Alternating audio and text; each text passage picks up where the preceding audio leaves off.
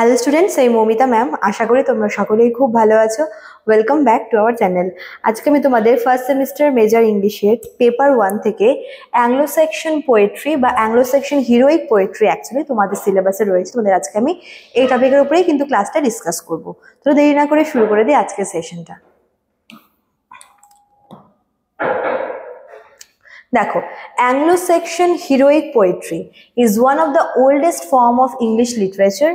It was written in Old English between the 7th and 11th century. তো এই old English heroic poetry এটা কিন্তু English লিটারেচারের একদম যাকে বলে ওল্ডেস্ট ফর্ম, ঠিক আছে। আর এই যে পোয়েট্রিটা যে আছে, মানে এই যে টাইপটা বা এই যে ফর্মটা, এটা কিন্তু ওল্ড ইংলিশে লেখা, ঠিক আছে। আর এটা প্রায় 7 থেকে 11 সেঞ্চুরির মধ্যে লেখা হয়েছিল। ওই জন্য অনেক এরকম ওয়ার্ডস আছে যেগুলোর সাথে কিন্তু মডার্ন ইংলিশের কোনো মিল নেই। আচ্ছা, this poetry mainly talks about brave warrior, battle, loyalty and honour. দেখো, যেহেতু নামটাই রয়েছে হিরোইক পোয়েট্রি, তো এখানে কিন্তু আমরা হিরোইজম, তারপর ব্রেভ, হ্যাঁ, তো যেখানে হচ্ছে হিরো মানে হিরোকে দেখানো হচ্ছে, কিছু ব্রেভ ওয়ারিয়ারকে দেখানো হচ্ছে, ব্যাটেলের তো বিষয়টা রয়েছে, লয়ালটি নিজের ডিউটির প্রতি, এবং অনার, এগুলোই কিন্তু ছিল এই অ্যাংলো সেকশন হিরোইক পোয়েট্রির মেন থিম, ঠিক আছে। The poems were first told by word of mouth by poets called scopes before being written down. প্রথমে বলে রাখি যে এই যে অ্যাংলো সেকশন হিরোইক পোয়েট্রি যে আছে, এটা কিন্তু প্রথমে রিটেন ছিল না, ঠিক আছে। এটা প্রথমে লিখিত অবস্থায় ছিল না। এই যে পোয়েট্রিগুলো রয়েছে, এগুলো কিন্তু লোকেদের মুখে মুখে ঘুরে বেড়াতো, ঠিক আছে। মানে এগুলো হচ্ছে, হয় না যে যেরকম থাকে না যে লোক কথা আর ফোক টেলগুলো যেরকম আছে, যে লোকেদের মুখে মুখে হচ্ছে ঘুরে বেড়াতো গল্পগুলো, ঠিক তেমনই কিন্তু এই অ্যাংলো সেকশন যে হিরোইক পোয়েট্রি রয়েছে, এগুলো কিন্তু লোক মুখে শোনা যেত, যেটাকে বলা হতো যাদের মানে কিছু পোয়েটসদের থ্রুতে, ঠিক আছে। কিছু পোয়েটসরা, এটা হচ্ছে রিটেন হওয়ার আগে কিন্তু এটা পোয়েটসদের থ্রুতে মুখে মুখে এই পোয়েট্রিগুলো ঘুরে বেড়াতো, সেই পোয়েটসদেরকে বলা হতো স্কোপ, ঠিক আছে। The most famous example of Anglo-Saxon heroic poetry is Beowulf. তো Beowulf হচ্ছে ইংলিশ লিটারেচারের সবথেকে ওল্ডেস্ট আর কি পোয়েট্রি বলতে পারো, অ্যাংলো-সেকশন পোয়েট্রি, এবং এটা কিন্তু ভীষণ ফেমাস, ঠিক আছে।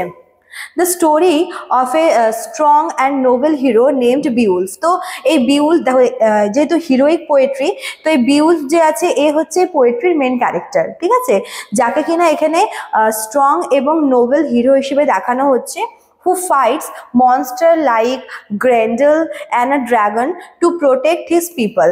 তো Beowulf যে আছে, সে হচ্ছে একজন ওয়ারিয়ার, একজন ব্রেভ সোলজার, যে কিনা তার জীবনে কিছু হিরোইক কিছু কাজ করেছে। যেরকম সে হচ্ছে মানে কিছু মনস্টার আছে, তাদের সাথে কিন্তু ও হচ্ছে ফাইট করেছে শুধুমাত্র তার নিজের লোকদেরকে প্রোটেক্ট করার জন্য, যার মধ্যে গ্রেন্ডেল বলে একজন আছে, একজন মনস্টার, আর একটা ড্রাগনও আছে, ঠিক আছে।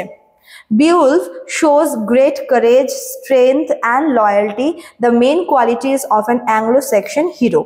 তো অ্যাংলো-সেকশন হিরোইক পোয়েট্রিতে যে হিরো থাকে, তার যে কোয়ালিটিগুলো আছে, যে লয়ালটি, তারপর হচ্ছে ব্রেভ, স্ট্রেংথ, মানে যেগুলো হচ্ছে অ্যাংলো-সেকশন হিরোইক পোয়েট্রিতে হিরোর মধ্যেকার কোয়ালিটি, সবটাই কিন্তু এই বিউলফের মধ্যে দেখা যায়। তো বিউলফ একজন মানুষ, তবুও সে কিন্তু তার নিজের লোকদেরকে প্রোটেক্ট করার জন্য মনস্টার, ড্রাগন, এদের সাথে কিন্তু ফাইট করে, ঠিক আছে।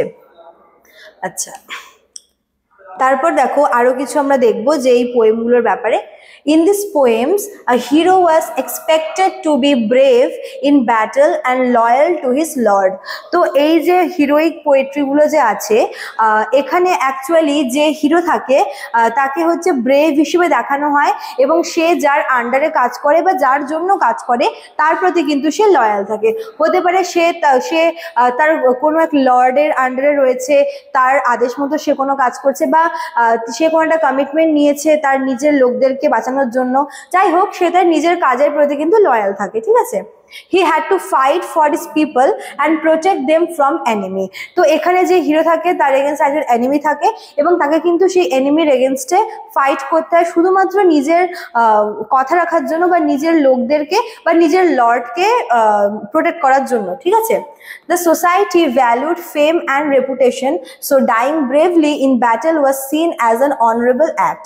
এবং এই যে কোয়ালিটিটা, ঠিক আছে, যে হিরোইক কোয়ালিটি, এটা কিন্তু পুরো সোসাইটির লোক অ্যাপ্রিসিয়েট করে, প্রত্যেকে তাকে ভ্যালু দেয়, প্রত্যেকে কিন্তু তাকে তার মানে তার এই যে মানে ব্রেভারিটা বা তার এই যে হচ্ছে লয়্যালটি, সেটাকে কিন্তু হচ্ছে অ্যাপ্রিসিয়েট করে, ঠিক আছে। পুরো সোসাইটির লোক এটাকে অ্যাপ্রিসিয়েট করে এবং যার জন্য যদি সে ব্যাটল ফিল্ডে মারাও যায় তবুও কিন্তু তার এই যে কাজটা সেটাকে হচ্ছে অনারেবল অ্যাক্ট হিসেবে কিন্তু বোঝানো হয়, ঠিক আছে।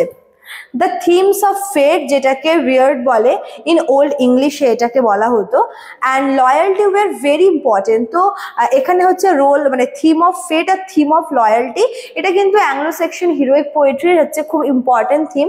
People believe that fate control their lives but brave man could still win glory with their action। এখানে বলা হচ্ছে যে মানে দেখবে যে একটা মানুষ যতই স্ট্রাগল করুক, যতই সে এফোর্ট দিক না কেন, ফেট যে মানে ফেট দিয়ে কিন্তু সবসময় সে কন্ট্রোল হয়, ঠিক আছে। মানে একটা মানুষের জীবনে কি হবে, সে কোথায় পৌঁছবে, তার সমস্ত অ্যাকশনস কিন্তু হচ্ছে ফেট হচ্ছে ডিসাইড করে। এবার এই রোল অফ ফেট, প্রত্যেকটা মানুষের জীবনে ফেট বা এই যে তার ফিউচার বলো বা তার ভাগ্যের যে একটা মানে রোল বা কন্ট্রিবিউশন, এটা কিন্তু খুব দেখা যায়। আর অ্যাংলো সেকশন হিরোইক পোয়েট্রিতে এটাও দেখায় যে এখানে সবসময় কিন্তু মানে রোল অফ ফেটটাকে খুব বেশি প্রায়োরিটি দেওয়া হচ্ছে, তবুও যে হিরো থাকে সে কিন্তু তার অ্যাকশনস দিয়ে, তার স্কিল দিয়ে কিন্তু নিজেকে আরো বেশি গ্লোরিফাই করে তোলে, ঠিক আছে। আচ্ছা, তারপর দেখো এবার আসি এই অ্যাংলো সেকশন হিরোইক পোয়েট্রিতে যে ল্যাঙ্গুয়েজ ইউজ করা হয় এটা ভীষণ স্ট্রং এবং রিদম থাকে, ঠিক আছে। ল্যাঙ্গুয়েজ মানে যেই ফরম্যাটে লেখা হয় সেটা কি full of rhythm and strong language. Poet use অলিটারেশন, অলিটারেশন মানে হচ্ছে যেখানে সেম সাউন্ডের বারবার রিপিটেশন হয় ওটাকে অলিটারেশন বলে, ঠিক আছে।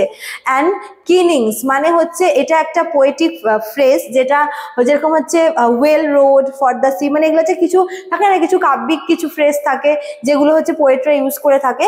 তো এই সমস্ত কিছু হচ্ছে নর্মালি এই অ্যাংলো সেকশন হিরোইক পোয়েট্রিতে দেখানো হয়। আর কি এখানে যে ভার্স থাকে সেগুলো কিন্তু খুব সুন্দর করে এবং খুব রিদমের সঙ্গে চলে, ঠিক আছে। Some other heroic poems include The Battle of Maldon and Battle of Brandenburg. এই দুটোও কিন্তু বিউলফের পাশাপাশি সমান জনপ্রিয়, কিন্তু বিউলফ যেহেতু সবার প্রথমে আসে ওই জন্য বিউলফ একটা আলাদা জায়গায় রয়েছে, ঠিক আছে। তো এই দুটো হিরোইক পোয়েমও কিন্তু ভীষণ important. They also celebrate courage and patriotism. এখানেও আমরা দেখতে পাই যে কোনো এক হিরোর মধ্যেকার যে কারেজ আছে এবং প্যাট্রিয়টিজম ব্যাপারটাও কিন্তু খুব বেশি করে এখানে সেলিব্রেট হতে দেখা যায়। In short, Anglo Saxon heroic poetry shows the early English love for strength, bravery and loyalty. তো মানে ওল্ড ইংলিশ মানুষদের কাছে এই যে ভ্যালুগুলো, মনে করো যে ব্রেভারি, লয়্যালটি, তারপর হচ্ছে স্ট্রেংথ, এগুলো কত বেশি ইম্পর্টেন্ট ছিল তাদের কাছে, তারা কত বেশি জিনিসটাকে ভ্যালু দিত, সবটাই কিন্তু এই অ্যাংলো সেকশন হিরোইক পোয়েট্রিতে দেখানো হয়। It celebrates warriors who fought for honor and left their names to be remembered. তো এখানে অ্যাকচুয়ালি এই অ্যাংলো সেকশন হিরোইক পোয়েট্রিতে সেই সমস্ত ওয়ারিয়ারদের ব্যাপারে বলা হয় যারা নিজেদের জীবনকে বাজি রেখে কিন্তু নিজেদের কাজের প্রতি লয়াল থাকে এবং নিজেদের অ্যাকশনসের থ্রুতে নিজেদের নামকে রিমেম্বার্ড রেখে যায়, ঠিক আছে, নিজেদের নামকে আরো বেশি লোকের কাছে ফেমাস করে যায়। চলো, তো এই ছিল তোমাদের আজকের ক্লাসটা। যারা আমাদের কাছে অনলাইনে অ্যাডমিশন নিতে চায় তারা আমাদের অফিসিয়াল নাম্বারে কন্ট্যাক্ট করে নিতে পারো। এছাড়াও দেখো এখানে কিন্তু তোমাদের জন্য কোর্স ফিটাও প্রোভাইড করা আছে। এখানে মেজরের জন্য দেখো তোমাদের পে করতে হবে হচ্ছে 1199 টাকা, এবং যারা মাইনরের জন্য অ্যাডমিশন দেবে তোমাদের পে করতে হবে 699 টাকা, ঠিক আছে। সবটা এখানে দেওয়া আছে। তো চলো আজকে এতটুকুই থাকলো, দেখা হচ্ছে নেক্সট ক্লাসে। Thank you.